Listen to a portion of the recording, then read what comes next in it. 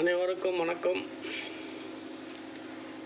என் குல தெய்வத்தை பிரார்த்தித்து என் தாய் தந்தையாரை வணங்கி என் குருமார்களை அனைவரையும் வணங்கி இன்று நான் உங்களுக்கு உங்கள் ஜாதகத்தில் உள்ள ஒரு சூட்சுமத்தை நீங்களே உங்கள் ஜாதகத்தை கையில் எடுத்துக்கொண்டு அதில் உள்ள பலாபலனை நீங்களே ஆராய்ச்சி செய்து அது சரி என்றால் உங்களுக்கு மேற்கொண்டு எதையான ஒரு பிரச்சனை, எனக்கு இந்த பிரச்சனை நடந்து கொண்டிருக்கிறது, இதுக்கு எதா வழி உண்டா என்று தீர்வு காண வேண்டுமென்றால் என்னுடைய வாட்ஸ்அப் நம்பரில் உங்கள் கேள்வியை வையுங்கள். நான் உங்களுக்கு அதுக்குண்டான ஒரு நல்ல ஒரு கோவிலை தருகிறேன் என்று சொல்லிக்கொண்டு இப்போது நாம் தெரிந்து கொள்ள இருப்பது 9 நவகிரகத்தில் ஒரு முக்கியமான கிரகமான ராஜகிரகமான சூரியனை பற்றி இன்று நாம் தெரிந்து கொள்வோம். உத்தராயணம் என்று சொல்லக்கூடிய மகரம், கும்பம், மீனம், மேஷம், ரிஷபம், மிதுனம் இந்த காலகட்டத்தில் சூரியன் பயணிக்கும் காலம் உத்தராயண புண்ணிய காலம் என்றும், கடகம், சிம்மம், கன்னி, துலாம், விருச்சிகம், தனுசு ஆகிய ராசிகளில் சூரியன் பயணிக்கும் காலம் தட்சிணாயன காலம் என்றும், இது நமக்கு நம் முன்னோர்கள் வகுத்து வைத்துள்ள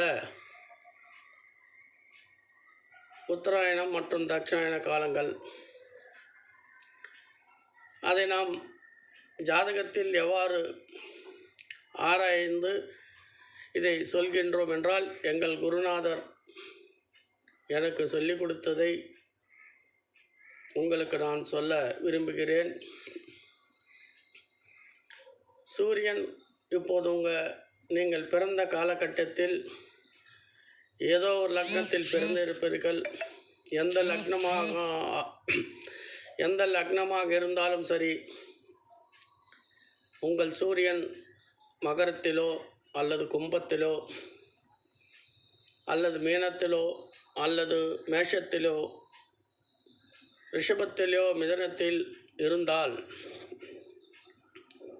இவர்களிடம் எப்போதும் பணம் என்பது கையில் இருந்து கொண்டே இருக்கும். இவர் ஏழ்மையான குடும்பத்தில் பிறந்தாலும் இவரிடத்தில் கையில் பணம் இருக்கும்.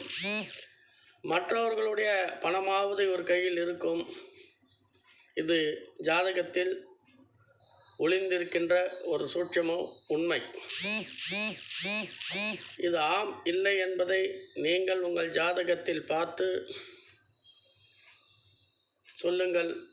அதேபோல் கடகம், சிம்மம், கன்னி, துலாம், விருச்சிகம், தனுசு ஆகிய ராசிகளில் சூரியன் இருந்தால் இவர்கள் பெரிய ஒரு செல்வந்தனின் குடும்பத்தில் பிறந்தாலும் இல்லை, ஒரு பெரிய நிறுவனம் நடத்தி கொண்டு இருப்பவர்களாக இருந்தாலும் சரி, இவர்களுக்கு அத்தியாவசிய தேவைக்கு பணம் வேண்டுமென்றால் இவர்கள் மற்றவர்களிடம் கேட்டு பெற வேண்டிய சூழ்நிலையில் இவர்கள் இருப்பார்கள்.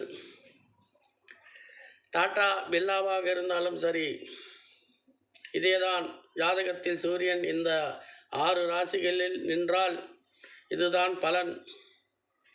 நான் கோட்டீஸ்வரன் என்று சொல்லிக் கொள்ளலாம்.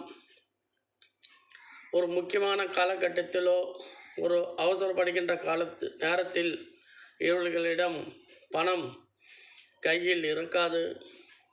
அந்த சமயத்தில் இந்த மகரத்திலிருந்து மிதுனத்துள் மகரத்திலிருந்து மிதுனம் உள்ள சூரியனிடம் அவர்கள் ஏழ்மையில் உள்ளவர்களாக கூட இருக்கலாம்.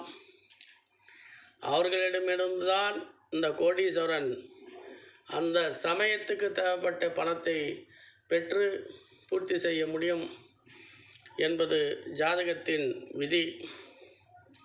இதை நீங்கள் உங்களுடைய சுய ஜாதகத்தில் பரிசீலித்து எனக்கு ஆம் இல்லை என்று சொல்லுங்கள். அதேபோல் மற்றொரு சூட்சமத்தை உங்களில் சொல்லிக்கொள்ள விரும்புகிறேன். அவிட்ட நட்சத்திரத்தில் பிறந்தவர்கள்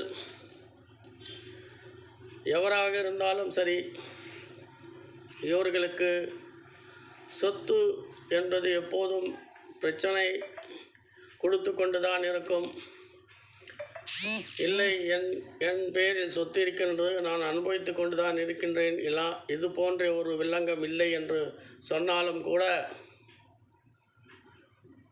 அந்த சொத்தை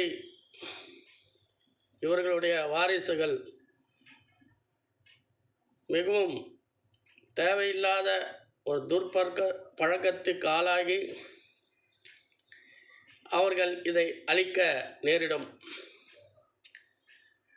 அதேபோல் மேஷ ராசியில் ஜன்மித்தவர்களும் கடகராசியில் ஜன்மித்தவர்களும் இறைவன் பக்தி என்பது இவர்களுக்கு மிகவும் ஆழமாக இருக்காது. மேலோட்டமாக தான் இவர்கள் இறைவனை கும்பிடுவார்கள். பட்டும் படாதது போல் இருப்பார்கள். ஆனால் கன்னிய ராசி கன்னிய லக்னத்தில் ஜன்மித்தவர்களாக இருந்தால் வீடு முழுக்க இவர்கள் இறைவனுடைய ஃபோட்டோவை நிரப்பி வைத்து கொண்டு பூஜித்து கொண்டிருப்பார்கள் என்பதை எனக்கு தெரிந்த ஒரு இதை உங்களுக்கு சொல்லிக்கொள்ள விரும்பி, அதேபோல் இந்த அவிட்ட நட்சத்திரத்தில் பிறந்தவர்களுக்கு பிறவிலேயே அவர்களுக்கு பூமி தோஷம் உண்டு.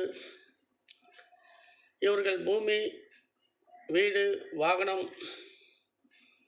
எது வாங்கும் போதும் ஒரு அல்லது 2 தடவையாவது அந்த ஆவணத்தை பரிசீலனை செய்து வாங்க வேண்டும். அப்படி ஆவணமே பரிசீலித்து இவர் வாங்கினாலும் அந்த பூமியில் சல்லிய தோஷம் என்ற ஒரு தோஷம் ஏற்படும். இது மிகவும் எளிமையாக பரிகாரத்தில் செய்து கொள்ளலாம் என்று சொல்லிக்கொண்டு மீண்டும் உங்களை நாளை சந்திக்கின்றேன். நன்றி.